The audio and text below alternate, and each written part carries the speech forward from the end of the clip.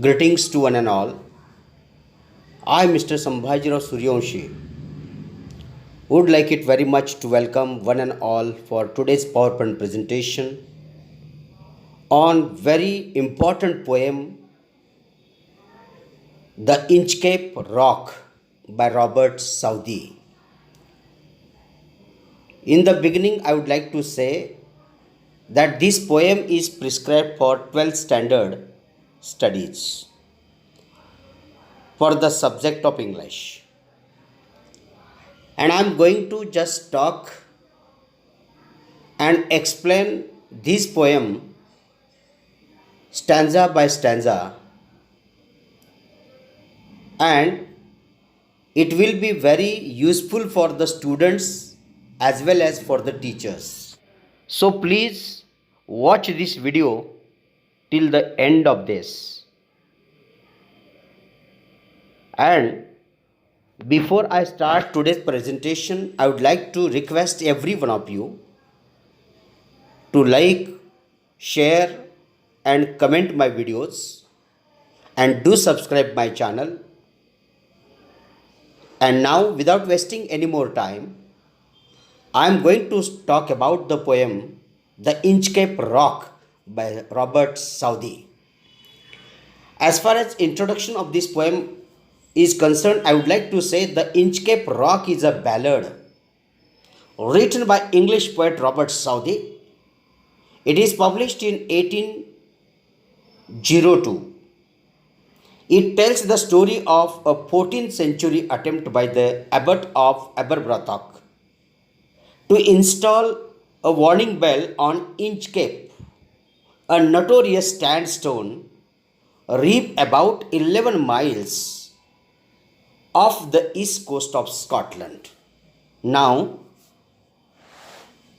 let us go between the lines.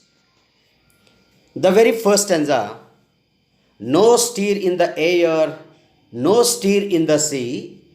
The ship was still as she could be. Her sails from heaven received no motion. Her keel was steady in the ocean. In the first stanza, the poet describes the calmness of the sea and sets the natural setting. The sea was calm and there was no movement at all in the air. That is why the ship stood still.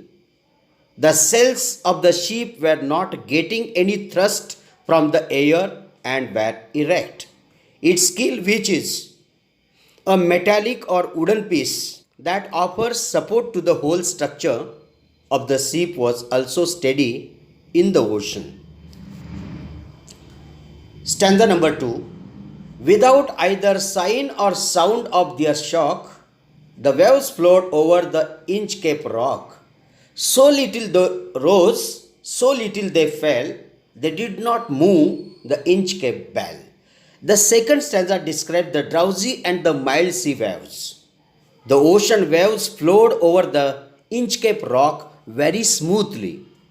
The movement was so slow that it could make the Inchcape bell ring.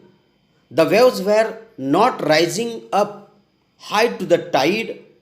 The dangerous Inchcape Rock had no power to rock the bell. Therefore, the bell could not make any sound. Stanza number 3. The worthy abbot of Aberbrothock had placed the bell on the Inchcape Rock. On a buoy in the storm it floated and swung, and over the waves its warning rung. The word abbot means the head monk in the monastery. The abbot of the Aberbrothock was a spiritual man, and he was knowing the danger posed by the submerged rock for the passing ships. A collision between the keel and the rock could made the ship to sink. His intention was to warn the mariners, about a possible collision, so he positioned a large bell atop a buoy and had it anchored to the rock with a chain. During the storms, the seamen could notice and they can get protected from getting dashed to the rock. These waves relentlessly rocked the bell back and forth, and the sound from it reverberated all around, warning the passing ships to steer clear of the rock, thereby averting disasters. Mariners used to praise and bless the abbot for the installation of this warning bell. It was really great job that was done by the spiritual person abbot. Stanza number 4. When the rock was hid by the surge's swell, the mariners heard the warning bell, and then they knew the perilous rock and blessed the abbot of Aberbrothock. In this stanza, the poet describes a cheerful atmosphere. It was very sunny and bright. The sun was shining in the sky and making other creatures on planet Earth so delightful. That particular day, everything looked so joyful, so fantastic, simply great. It was really awesome atmosphere over there. The seabirds were whirling over the sea and screaming to express their happiness, while they remained certain buoyancy in the step of the ship's man. Stanza number 5. The sun in the heaven was shining gay. All things were joyful on that day.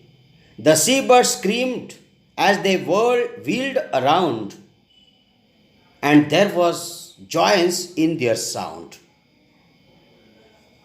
All the birds and the beasts over there were extremely happy because of the very fantastic atmosphere were there. Fresh air was there. No any storm was there. Morning was very sunny. Sun rays were spread everywhere. And the sea was also calm and steady. The atmosphere over there, it was really awesome. And birds happily twittering and happily flying, soaring high up in the sky above the sea, above the ocean. Stanza number 6. The boy of the Inchcape Bell was seen, a darker speck on the ocean green. Sir Ralph the rover walked his deck and fixed his eye on the darker speck. In this stanza, Sir Ralph is introduced for the first time. On that fine day, the anchored floating sign was clearly visible as a blackish spot in the green ocean.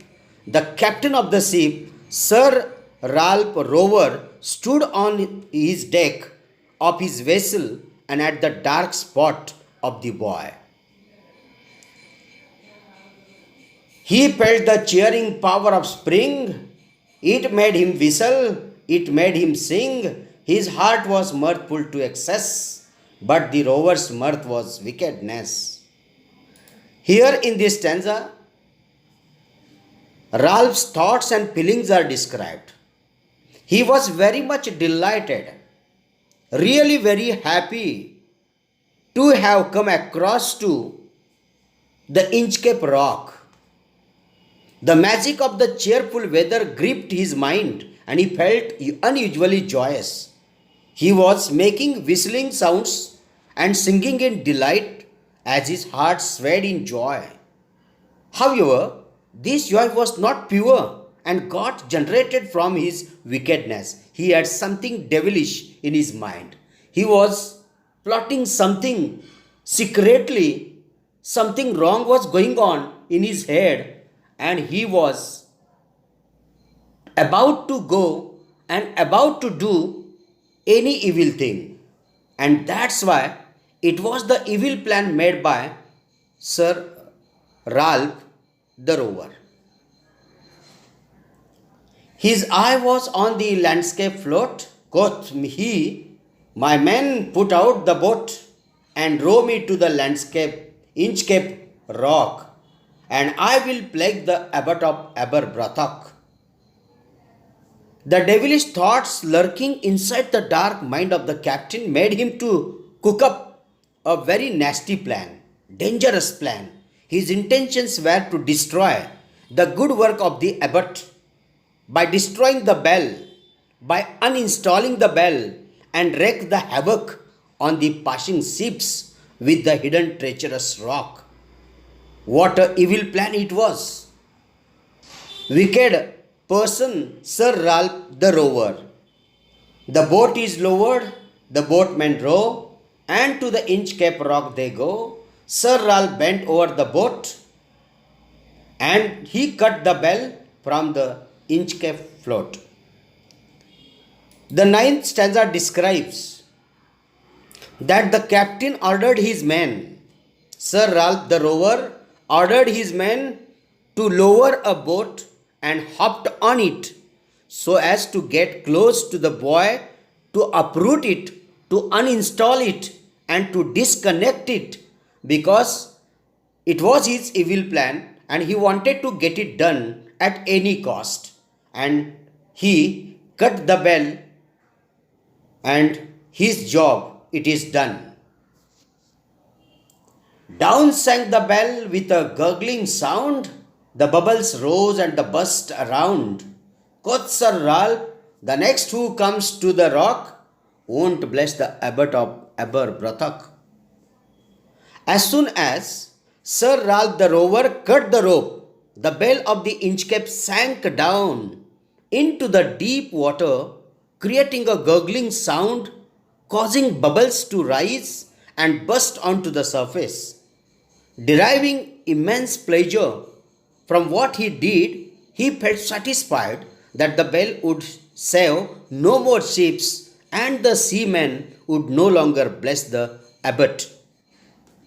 Sir Ralph the rower sailed away, he scoured the seas for many a day, and now grown rich with plundered store, he steers his course for Scotland's shore. Proud of his deeds, Sir Ralph set the sails on a new journey across many seas and over many days. He was a pirate and robbed many ships, plundered many ships, which met accidents, crashing to the Inchcape Rock, and became a rich man. After collecting enough treasure and booty, he was heading back to the Scotland shores. So thick a haze overspreads the sky, they cannot see the sun on high. The wind hath blown a gale all day, at evening it hath died away. The day when Sir Ralph the rower was returning turned out to be dark. The thick fog filled atmosphere spread far and wide, making the sun invisible, making the sun hide behind the clouds. The strong winds that were blowing throughout the day ceased in the evening. What a dangerous atmosphere it was! Unfavorable conditions, adverse conditions took place, several obstacles were there, and Sir Ralph was not getting the proper way to move forward. He was completely caught in a tight corner. Stanza number 13.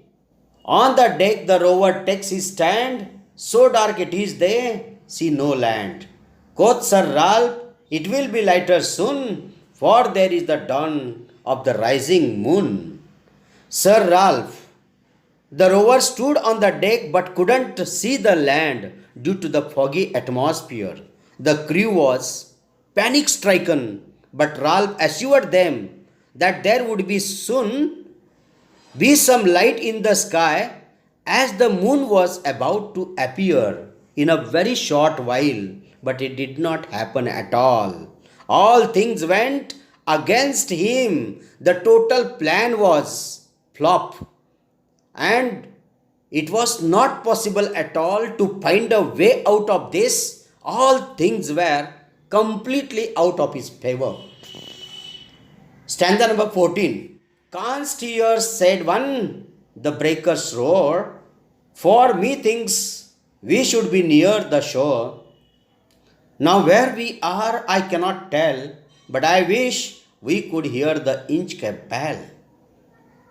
One of the crew members said that he could not locate the position of the ship and coastline as the waves were receding into a mute conspiracy.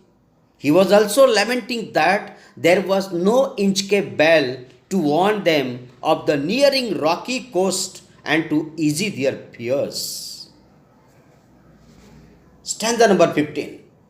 They hear no sound, the swells is strong, though the wind hath fallen, they drift along, till the vessel strikes with a shivering shock. O Christ, it is the Inchcape rock. The sea got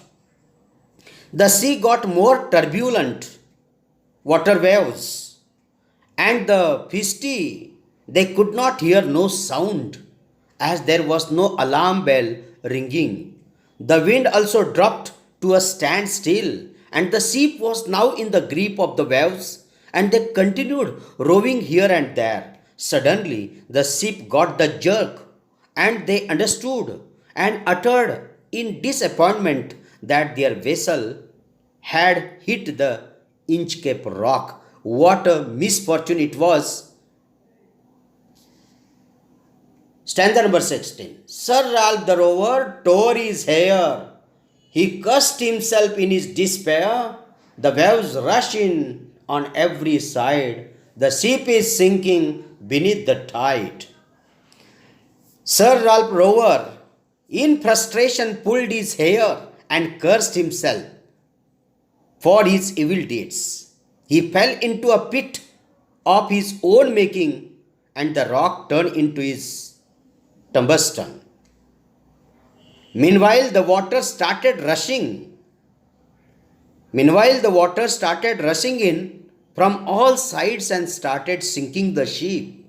Stanza number last, that is 17. But even is his dying fear, one dreadful sound could the rover hear, a sound as if with the Inchcape bell the devil below was ringing his knell.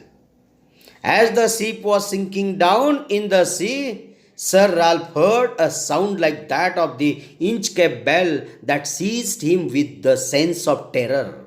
It was actually his death knell that the devil himself was ringing beneath the water, reminding him of his approaching death due to his misdeeds done. Thus the rover gets punishment for his sinful works. Robert Southey is a poet who always delivers a teaching through his poems. This too is not an exception to this. So what I mean to say is that if you do good and if you are good at heart, nothing wrong will happen to you. But if you are evil-minded, like that of the Sir Ralph the Rover, 100%, you will have to pay the price of the misdeeds that you have done in your life. This is simply great poem. Hopefully everyone might have enjoyed this poem. Thank you for your patient hearing, and once again I would like to remind every one of you to like my video, share it and comment it, and without fail do subscribe my channel. Thank you very much one and all, and have a very wonderful day ahead.